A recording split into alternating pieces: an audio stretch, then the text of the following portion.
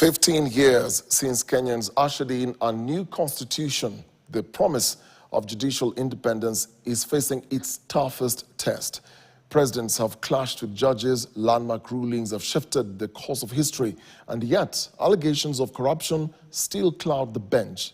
Tonight, we ask, has the judiciary lived up to its promise, or is the rule of law under siege?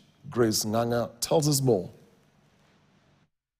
It was meant to be the people's shield, a judiciary free from politics and bold enough to stand up to power. But today, that shield is battered. Beneficiaries of the corruption in the former NHIF, ganging up with corrupt judicial officials. President William Ruto accuses judges of corruption. His government has defied court orders, ignored rulings, and even withdrawn security for judges. A chilling reminder of how fragile judicial independence can be. They want to control the judiciary. They want to make the judiciary a puppet. Yet, Ruto is not the first president to take on the courts.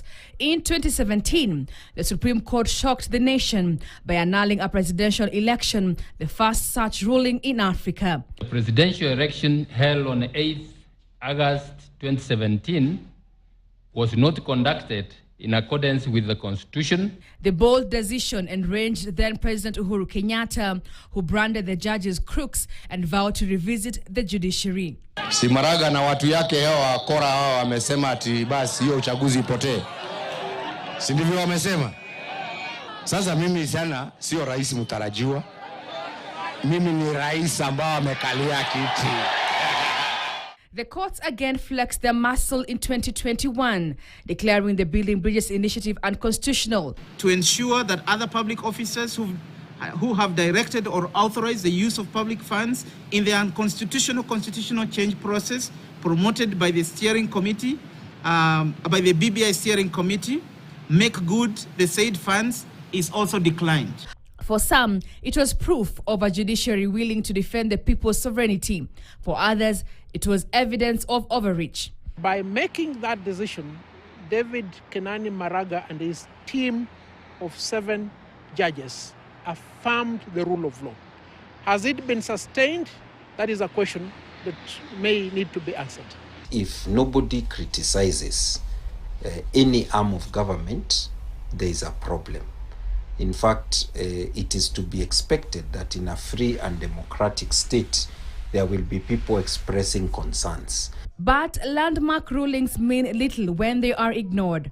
In 2018, despite multiple court orders, lawyer Miguna was forcefully deported.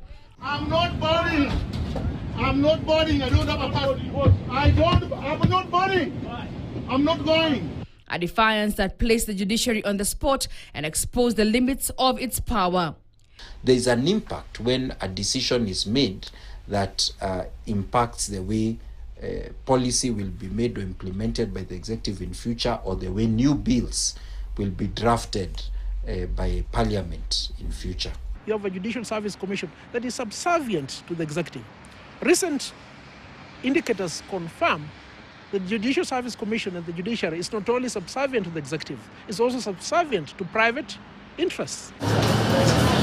Even beyond the political clashes, the judiciary faces internal criticism. Some lawyers argue it has not lived up to the constitutional promise, bowing to intimidation and powerful individuals with money.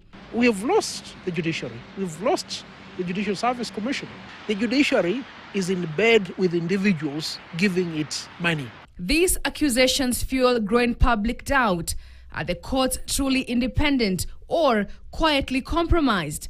From being branded crooks to blocking constitutional change to fresh accusations of corruption, Kenya's judiciary has been both the guardian of the constitution and a target of political fire. Kila pahali tukiende, jaji amesema, tunafanya kazi hii, unakuja una block, unaweka injunction. Kwani unafikiria wewe umechaguliwa na nani? As the constitution turns 15, the question is not whether the courts can make bold rulings.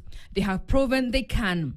The question is whether those rulings will truly stand against power, money, and politics in the next 15 years. We are tired of being the punching bag all the time.